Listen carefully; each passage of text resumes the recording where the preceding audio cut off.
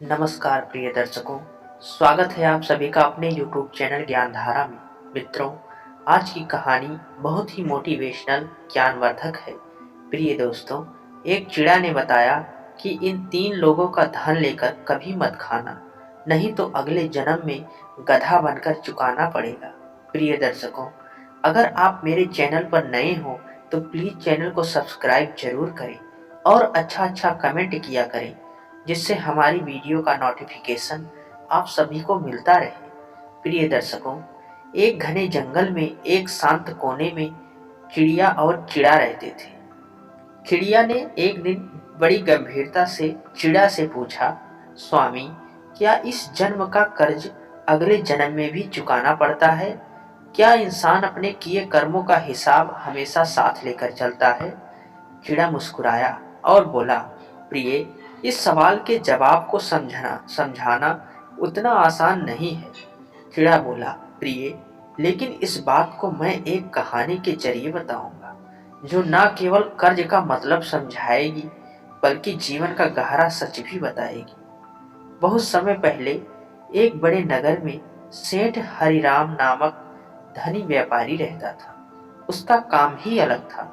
वह न केवल इस जन्म के लिए बल्कि अगले जन्म के लिए भी कर्जा देता था। वह कहता, तुम चाहो तो इस जन्म में भी कर्ज चुका सकते हो, वरना अगले जन्म में चुकाने का वादा करके भी पैसा ले सकते हो। सेठ के पास बड़े बड़े रजिस्टर थे, जिसमें उसका मुंशी उधार लेने वाले का नाम और किस जन्म में चुकाना है उसमें लिख लेता था। एक दिन गांव का एक किसान आया और बोला, सेठ जी, मेरी बेटी की शादी है, मुझे 2 लाख रुपए चाहिए। सेठ ने पूछा, क्या इस जन्म में चुकाओगे या अगले जन्म में? किसान ने सिर झुकाकर कहा, अगले जन्म में। मुंशी ने रजिस्टर में उसका नाम लिख लिया। सेठ के इस विचित्र व्यापार का नाम दूर दूर तक फैल गया। लोग उससे आते और पैसा ले जाते। उसी गांव में रमेश और सुरेश नाम के 2 भाई रहते थे। दोनों नालायक। जुआ खेलना, चोरी करना और नशा करना उनकी आदत बन चुकी थी। उनके पिता ने मरते वक्त कहा था, मेरे बेटे, मेहनत करो वरना तुम्हारा जीवन बर्बाद हो जाएगा। लेकिन पिता की बातें उन्होंने नहीं सुनी। एक दिन गांव में एक बुजुर्ग ने उन्हें समझाया, तुम्हारी जिंदगी सही रास्ते पर नहीं है। सेठ हरिराम के पास जाओ, उनसे कर्जा लो और कोई बिजनेस कर लो, शायद तुम्हारी हालत सुधर जाए। दोनों को यह बात सुनकर लालच आ गया। अगर अगले जन्म में चुकाना है तो कर्ज लेने में क्या दिक्कत है? सुरेश ने हंसकर कहा। रमेश ने हंसते हुए कहा, अगर अगले जन्म में कर्ज चुकाना है तो इस जन्म में मौज करने से कौन रोक सकता है? सुरेश ने उसका साथ देते हुए कहा, चलो सेठ जी के पास, देखते हैं क्या हो सकता है। रमेश और सुरेश ने सेठ हरिराम से 8 लाख रुपए का कर्ज मांगा। सेठ ने, क्या तुम इस जन्म में चुकाओगे? सेठ ने पूछा, क्या तुम इस जन्म में चुकाओगे या अगले जन्म में? दोनों ने कहा, अगले जन्म में। सेठ ने बिना कुछ सोचे पैसे दे दिए। मुंशी ने उनका नाम रजिस्टर में लिख लिया। पैसे लेकर दोनों ने गांव में मौज मस्ती शुरू कर दी। लेकिन उन्हें नहीं पता था कि यह पैसा उन्हें एक ऐसे चक्रव्यूह में फंसा देगा जहां से निकलना आसान नहीं होगा। एक दिन दोनों गांव से दूर जुआ खेलने गए। लौटते समय रात हो गई। उन्होंने एक छोटे से गांव में शरण लेने की कोशिश की, लेकिन किसी ने उन्हें अपने घर में जगह नहीं दी, क्योंकि वे दोनों दिखने में ही चोर लग रहे थे। आखिरकार एक गरीब किसान का घर दिखा। वे दोनों उस किसान के यहाँ गए। उससे बोले, भैया, मुझे आज की रात यहीं बिताने दोगे? तब किसान ने कहा, हमारे घर में जगह नहीं है। एक काम करो, तुम हमारे तबेले में जाकर सो जाओ। वहाँ पर एक भैंसा और एक गधा है और वहीं पर एक चारपाई भी है। तुम दोनों वहीं पर सो जाओ, लेकिन हमारे पशुओं की रखवाली भी कर देना। और किसान ने उन्हें अपने तबेले में सोने की अनुमति दे दिया। वे दोनों चोर तबेले में सोने के लिए एक गधा और भैंस बंधी थी। रमेश और सुरेश ने मजाक में कहा, इन जानवरों की जिंदगी कितनी आसान है, ना कर्ज का बोझ, ना काम की चिंता, सिर्फ दिन रात खाते रहना।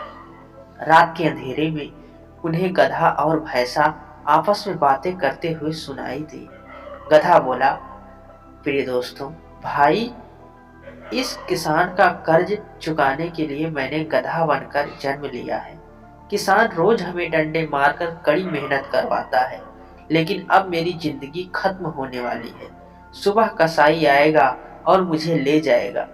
भैंसा बोला, मेरी भी यही कहानी है। मैंने पिछले जन्म में इस किसान से कर्ज लिया था, अब भैंसा बनकर उसका कर्ज चुका रहा हूँ। लेकिन कल मेरी भी बारी है। कसाई आएगा और मुझे ले जाएगा और रास्ते में ही हमारी मृत्यु हो जाएगी।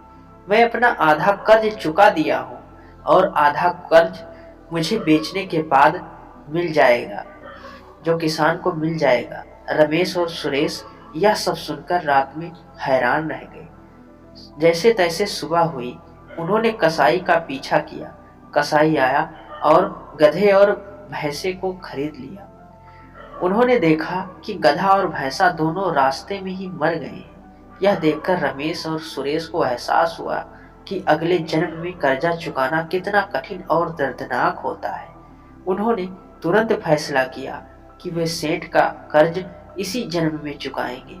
दोनों डरते डरते सेठ के पास जाकर पहुंचे और कहा, सेठ जी, हमने जो कर्जा लिया था उसे इस जन्म में ही चुकाना चाहता है। कृपया हमारे पैसे ले लीजिए, हमारे पास पैसे हो गए हैं। सेठ ने मुस्कुराते हुए कहा, नहीं, तुमने अगले जन्म में कर्जा चुकाने के लिए वादा किया था। मेरा रजिस्टर यही गवाही देता है। अब इसे बदलना संभव नहीं है। निराश होकर दोनों ने सोचा कि उन्हें कुछ ऐसा करना होगा जिससे उनका कर्ज चुक सके। उन दोनों चोरों के मन में एक विचार आया। उन्होंने गांव के पास एक बड़ा कुआं बनवाया, लेकिन कुएं के पास एक बोर्ड लगवा दिया जिसमें लिखा था, यह कुआं सेठ ने बनवाया है, कोई भी इसका पानी न ले। वहां पर जो भी पशु पक्षी पानी पीने के लिए आते तो उसे वे भगा देते। गांव के लोग पानी के बिना परेशान हो गए। वे सेठ के पास शिकायत करने पहुंचे। सेठ जी नगर वासियों को इकट्ठा देखकर हैरान हो गए। वे सभी से पूछा, क्या बात है जो आप सभी इकट्ठा हमारे द्वार पर आए हो? नगर वासियों ने कहा, सेठ जी, आपने हमें कुएं का पानी लेने से क्यों रोका? सेठ को यह सुनकर आश्चर्य हुआ। सेठ ने कहा, हमने कब पानी के लिए रोका है?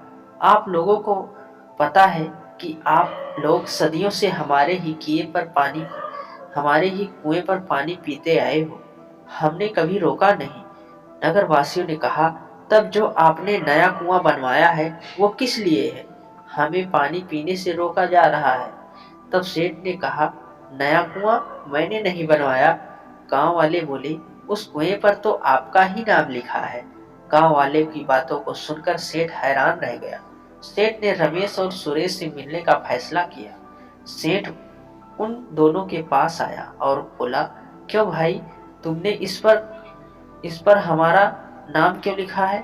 तब वे दोनों बोले, सेठ जी, हमने यह कुआं आपके कर्ज को चुकाने के लिए बनवाया है। हमने सोचा कि अगर लोगों की सेवा करेंगे तो हमारा कर्ज उतर जाएगा। सेठ जी उनकी भावना से प्रभावित हुआ। उसने कुएं को सभी के लिए खोलने की अनुमति दे दी और कहा, यही सच्चा कर्ज चुकाने का तरीका है और लोगों की सेवा करके ही जीवन के असली कर्ज को उतारा जा सकता है। गांव के लोग खुश हो गए। रमेश और सुरेश ने अपनी गलतियों से सबक लेकर एक नई जिंदगी की शुरुआत की। कर्ज और कर्म दोनों समय पर चुकाने चाहिए। यदि इन्हें टाला जाए तो यह हमारे जीवन और आत्मा पर बहुत ही भारी बोझ बन जाता है। यदि इन्हें टाला जाए तो यह हमारे जीवन और आत्मा पर भारी बोझ बन सकते हैं। प्रिय दर्शकों, इस प्रकार चिड़ा कहता है कि हमें कर्जे को चुका देना चाहिए, नहीं तो हमें भी अगले जन्म में गधा और भैंसे के जैसा बनकर कर्जा चुकाना पड़ेगा। प्रिय दर्शकों, चिड़ा चिड़िया से कहता है, मनुष्य को ये 3 बातें हमेशा याद रखनी चाहिए। नंबर 1, हमें चोरी, बेईमानी, डकैती का धन कभी नहीं खाना चाहिए। नंबर 2, हमें मंदिरों में चढ़ाया हुआ धन चोरी करके कभी नहीं खाना चाहिए। और नंबर 3, हमें रिश्वतखोरी का पैसा कभी नहीं खाना चाहिए। कुछ लोग सोच रहे होंगे कि हम तो खाते हैं लेकिन हमें कुछ नहीं होता है। इसका फल आपको निश्चित ही भुगतना पड़ेगा, इस जन्म में ना सही अगले जन्म में। प्रभु के घर देर है अंधेर नहीं है। तब चिड़ा कहता है, प्रिय, अब आप समझ गई होंगी कि सेठ अगले जन्म के लिए पैसे उधार क्यों देता था। प्रिय दर्शकों, अगर आप किसी का 10 रुपए चोरी से खाते हो तो आपको 100 रुपए बीमारी में ही जाएंगे। प्रिय दर्शकों, कहानी पसंद आई हो तो प्लीज़ चैनल को सब्सक्राइब और बेल आइकन जरूर दबा दें। ऐसी ही लेटेस्ट वीडियो पाने के लिए आप हमारे चैनल पर बने रहें और देखते रहिए आपका अपना यूट्यूब चैनल ज्ञानधारा। नमस्कार दोस्तों।